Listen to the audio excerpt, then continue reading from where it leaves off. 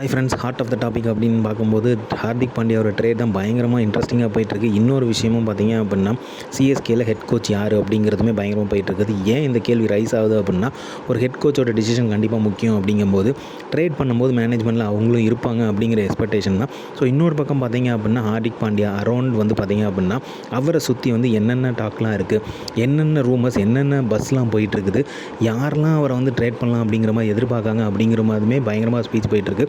அதேமாதிரி சிஎஸ்கேக்குள்ளே அவங்க வருவாங்க, இவங்க வருவாங்க அப்படிங்கிற மாதிரி மாறி மாறி எல்லா பக்கமும் பஸ் போயிட்டு தான் இருக்குது.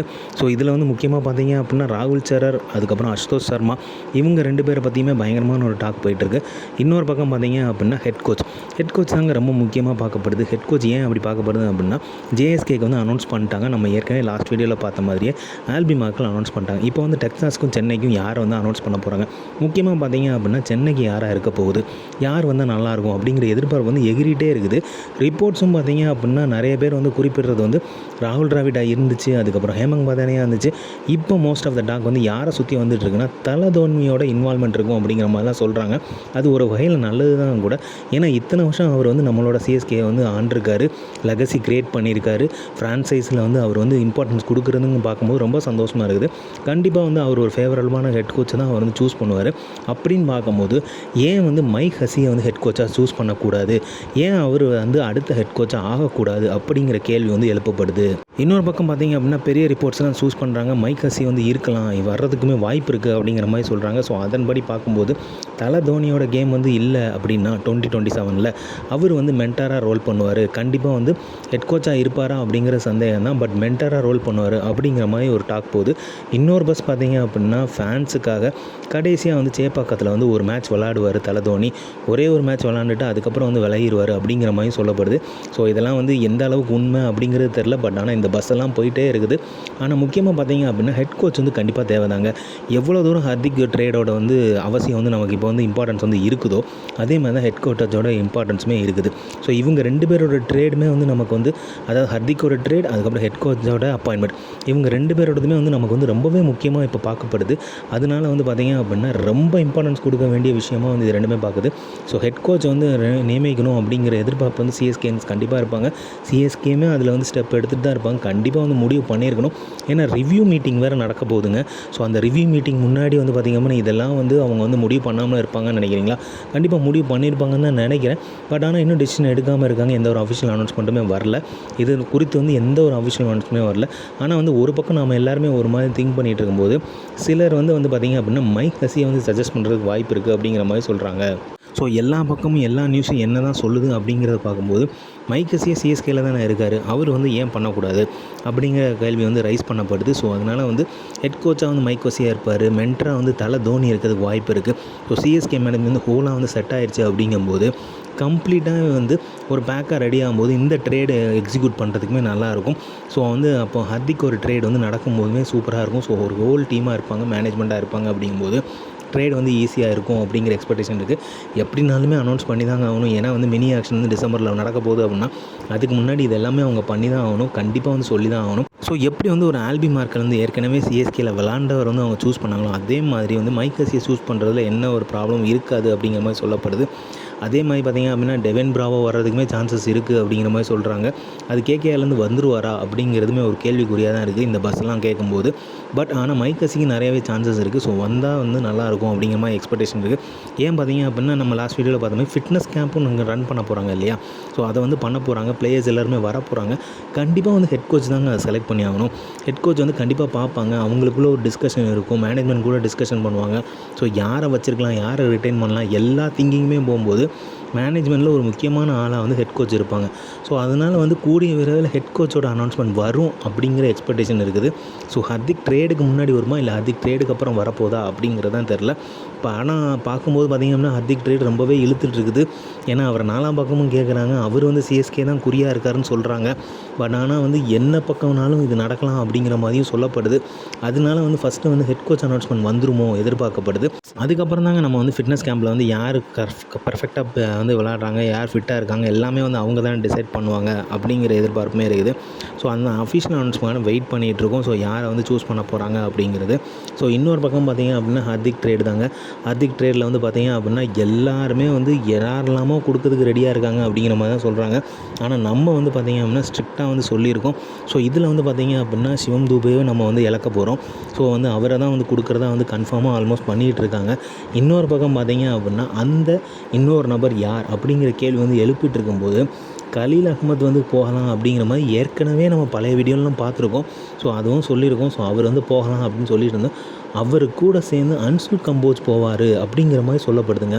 இது வந்து எந்த விதத்தில் வந்து நமக்கு வந்து அக்செப்டபுளாக இருக்கும் அப்படின்னு யோசிக்கும்போது ஓகே அப்படிங்கிற மாதிரி சிலர் சொல்கிறாங்க. ஓகே இல்லை, ஏன்னா வந்து அவருமே ஃபார்மில் வர ஒரு பவுலராக தான் இருக்கார். ஸோ அவரை வந்து கொடுப்பாங்களா அப்படிங்கிற மாதிரி யோசிக்கும்போது பிரேவிஸ், ருத்ராஜ் கேக்வாட், ஆயுஷ் மாத்ரேயை கம்பேர் பண்ணும்போது அவரை கொடுக்கலாம் அப்படிங்கிற மாதிரி தான் யோசிப்பாங்கன்னு எனக்கு தோணுது. ஸோ அதனால் வந்து கலீல் ப்ளஸ் சிவம் துபே ப்ளஸ் வந்து அன்சுல் கம்போஜை வந்து கொடுக்க போகிறாங்க அப்படிங்கிற மாதிரியும் ஒரு பஸ் வந்து போயிட்டுருக்குது. இந்த டாக் வந்து எந்த அளவுக்கு உண்மை அப்படிங்கிறது தெரில. பட் ஆனால் இதுக்கெல்லாம் வந்து ஒரு சொல்யூஷன் கிடைக்கணும். ஹர்திக்கோட ட்ரேடில் வந்து யாரை வந்து ப்ராப்பராக கொடுக்கலாம், சிஎஸ்கே எடுக்கணும், கண்டிப்பாக வந்து ஹர்திக் வந்து சிஎஸ்கேக்கு வர்றாரு அப்படிங்கிறத ஃபிக்ஸ் பண்ணிட்டாங்க அப்படின்னா கண்டிப்பாக வந்து இவங்களெல்லாம் கொடுக்க ரெடி, யாரெல்லாம் போகலாம், யாரெல்லாம் ட்ரேட் பண்ணலாம் அப்படிங்கிறதுமே ஒரு ஃபிக்ஸ் பண்ணுறதுக்குமே வந்து ஒரு ஹெட் கோச் இருந்தால் நல்லாயிருக்கும் அப்படிங்கிற மாதிரி தான் தோணுது. ஆனால் அதை வந்து கரெக்டாக வந்து தலை தோனி அவர்கள் பண்ணுவார் அப்படிங்கிற மாதிரி தோணுது.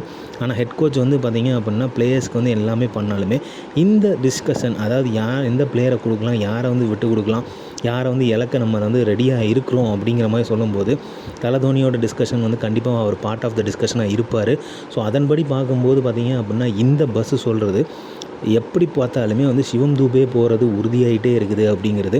அவர் எத்தனையோ மேட்ச் நமக்காக நல்லா விளாண்டுருக்காரு. லாஸ்ட்டு ஒரு 2 சீசனாக வந்து சொதப்பெல்லாம் இருக்குது. ஸோ இம்பேக்ட் பிளேயராக அவர் வந்து போயிடுறாரு அப்படிங்கிறதையும் பார்க்க வேண்டியது, அதையுமே கன்சிடர் பண்ண வேண்டியதாக இருக்குது. ரீசெண்டாக வந்து ட்வீட் பார்த்தீங்க அப்படின்னா நிறைய ட்வீட்லாம் போயிட்டுருக்கு. ஸோ அதன்படி பார்க்கும்போது சிவம் துபே வந்து ஆல்மோஸ்ட் 90% கன்ஃபார்ம் ஆகிட்டார். அவர் கூட வந்து யாரை வந்து கேட்க போகிறாங்க, யாரை வந்து கேட்கலாம் அப்படிங்கிற மாதிரி யோசிக்கும்போது வந்து அன்சுல் கம்போஜை வந்து கேட்க ரெடியாக இருக்காங்களா, தரதுக்கு ரெடியாக சிஎஸ்கே இருக்குது, எம்ஐயும் வாங்க ரெடியாக இருக்காங்களா அப்படிங்கிற டாக் போயிட்டுருக்கதா சொல்கிறாங்க. இதுவுமே எந்த அளவுக்கு வந்து நமக்கு வந்து ரீச் ஆக போகுது, எப்படி கிடைக்க போகுது அப்படிங்கிறதுமே தெரியலை. ஸோ ஜவ் இழுத்தால் தான் இழுத்துட்ருக்குன்னு தான் சொல்லணும், உண்மையாக சொல்லணும்னா. ஏன்னா வந்து எந்த ஒரு முடிவுக்குமே எட்டாத மாதிரி இருக்குது. ஸோ அதை பார்க்கும்போது பார்த்திங்க அப்படின்னா ஹர்திக்கோட என்ட்ரி வந்து எந்த அளவுக்கு வந்து நடக்க போகுது, எப்போ நடக்க போகுதுன்னு தெரில. ஆனால் அவர் வந்து ஷுவராக இருக்கிறதா வந்து எல்லாருமே சொல்கிறாங்க சிஎஸ்கேக்குள்ளே வர்றதுக்கு.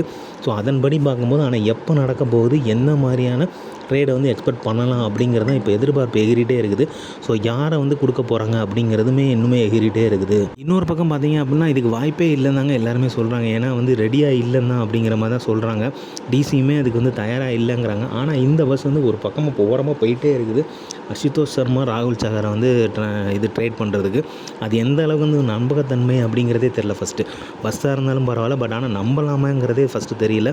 ஆனால் இந்த ட்ரேட் வந்து ஒரு ஓரமாக வந்து எப்போவுமே வந்து இருந்துக்கிட்டே இருக்குது அந்த டாக்கு. கண்டிப்பாக வந்து எங்கேயோ ஒரு இடத்துல வந்து இந்த மாதிரியான ஒரு பேச்சு அடிபட போய் தான் இந்த ஒரு ட்ரேடும் நடக்கலாமோ அப்படிங்கிற மாதிரி வந்து ஃபுல்லாகவே வந்து பேசப்படுது. ஸோ அதில் வந்து எந்த அளவுக்கு சாத்தியம் அப்படிங்கிறது தெரில. ஆனால் அசுதோஷ் சர்மாவோட ரோல் வந்து நமக்கு தேவைப்படுதா அப்படிங்கிறத கண்டிப்பாக சிஎஸ்கே பார்ப்பாங்க. ஸோ அதுக்கு வந்து ஒரு டிஸ்கஷன் பண்ணுறதுக்கு தலை தோனி கூடயும் சேர்த்து ஒரு ஹெட் கோச் இருக்குன்னு தான் நான் சொல்லுவேன். ஸோ அதை வந்து ஃபஸ்ட்டு அனௌன்ஸ் பண்ணாங்கன்னா நல்லாயிருக்கும் அப்படிங்கிறது தான் என்னோடய எக்ஸ்பெக்டேஷன். ஸோ ராகுல் டிராவிட் வருவார் அப்படிங்கிறது தான் என்னோடய ஆசை. அப்படி வரணும் அப்படிங்கிறபோது பர்சனல் வியூ பார்த்திங்க அப்படின்னா அவர் இருந்தால் நல்லாயிருக்கும். பட் ஆனால் அதையும் தாண்டி வந்து டீமுக்குள்ளேயே மைக் ஹசி இருக்கும்போது அவர் வந்து அவரோட காமன் கம்போஸாக வந்து ஹேண்டில் பண்ணுவார் அப்படிங்கும்போது அவரே வந்து ஹெட் கோச்சாக போடலாமே அப்படிங்கிறதுமே எல்லா பக்கமுமே போயிட்டுருக்க ஒரு தாட்டு தான். அதுவுமே ஒரு நல்ல விஷயமாக தான் பார்க்கப்படுது. ஸோ அப்படி பார்க்கும்போது பார்த்திங்க அப்படின்னா ஈஸியாக வந்து அவரை வந்து அனௌன்ஸ் பண்ணிடலாம் அப்போ கூடிய விரைவில் இந்த அனௌன்ஸ்மெண்ட்டை எதிர்பார்க்கலாமா அப்படிங்கிற எக்ஸ்பெக்டேஷனுமே வந்து எகிரிட்டு தான் இருக்குது. ஸோ வந்து கண்டிப்பாக வந்து ஒரு ட்ரேடு விஷயமாக வந்து பார்க்கும்போது யாரெல்லாம் உள்ளே இருக்கணும், யாரெல்லாம் வெளியே போகணும் அப்படிங்கிறத பார்க்கறதுக்கு ஹெட் கோச் தேவை. இப்போ இந்த ட்ரேட் நடக்கிறோம்னாலும் எந்த ஆளை வந்து உள்ளே எடுக்கலாம், பிளேயர் எடுக்கலாம் போது ஹெட் கோச் கண்டிப்பாக தேவை. தலை தோனி வந்து மென்டராக இருந்தாலுமே இந்த ஒரு இம்பார்ட்டன்ஸ் வந்து கொடுத்துருப்பாங்க. இல்லை மேனேஜ்மெண்ட் வந்து தலை தோனிகிட்ட டிஸ்கஸ் பண்ணாலுமே எல்லா இடத்துலையுமே வந்து பார்த்திங்க அப்படின்னா ஃப்ளமிங் தான் இருப்பார். ஸோ அதனால் வந்து இந்த ஒரு கன்சிடரேஷன் பண்ண வேண்டியதாக இருக்குது. தலை தோனி என்ன தான் பேக் ஆஃப் த சிஎஸ்கே டீமாக இருந்தாலுமே ஃப்ளம்மிங் வந்து கூட கண்டிப்பாக மேனேஜ்மெண்ட்டில் இருப்பார். நம்ம நிறைய இடத்துல பார்த்துருக்கோம். ஸோ அதே மாதிரி ஹெட் கோச்சு இருக்கணும் அப்படிங்கிற எதிர்பார்ப்பு இருக்குது. வரைக்குமே வந்து பார்த்திங்க அப்படின்னா இந்த ட்ரேடோட பஸ் எல்லாமே வந்து எகிரிட்டே தான் இருக்குதும். ஸோ பிபிஐ ரைஸ் பண்ணிகிட்டே தான் இருக்கும். ஸோ வந்து எந்த அளவுக்கு செட் ஆக போகுது அப்படிங்கிறது இன்னுமே பார்த்திங்க அப்படின்னா ஹர்திக்கோட ட்ரேடு வந்து பயங்கரமாக ரைஸ் பண்ணிட்டு தான் இருக்குது. எப்படி வந்து ஹர்திக் வந்து உள்ளே கொண்டு வர போகிறாங்க அப்படிங்கிறது. ஏன்னா சிஎஸ்கேன்ஸ் எல்லாமே டீம் லைனப்லாம் போட ஆரம்பிச்சிட்டாங்க. அந்த அளவுக்கு பவர் பேக் லைனப்பாக இருக்குது. நம்ம ஹர்திக் மட்டும் உள்ளே வந்துட்டார் அப்படின்னா அந்த லைனப் பார்க்கறதுக்கே சூப்பராக இருக்குது. ஸோ ஆயுஷ் மாத்ரே, சஞ்சு சாம்சன், ருத்ராஜ் கேக்வாட், கார்த்திக் சர்மா, அதுக்கப்புறம் வந்து ஹார்திக் பாண்டியா, இந்த மாதிரி வந்து ஒரு லைனப் வருதுங்கிறபோது டிவால் பிராவிஸ் அப்படிங்கும்போது தாறுமாறாக இருக்கும் அப்படிங்கிறது எந்த ஒரு சந்தேகமே கிடையாது. ஸோ வந்து அஃபிஷியல் அனௌன்ஸ்மெண்ட்டுக்காக எல்லாத்துக்குமே வெயிட்டிங்கில் இருக்குது. ஸோ இந்த மாதிரி கிரிக்கெட் சிஎஸ்கே பற்றி தெரிஞ்சுக்கிறதுக்கும் லைக் பண்ணுங்கள், ஷேர் பண்ணுங்கள், மட்டைப்பந்து இன்சைட் வந்து சப்ஸ்கிரைப் பண்ணுங்கள். தேங்க்யூ.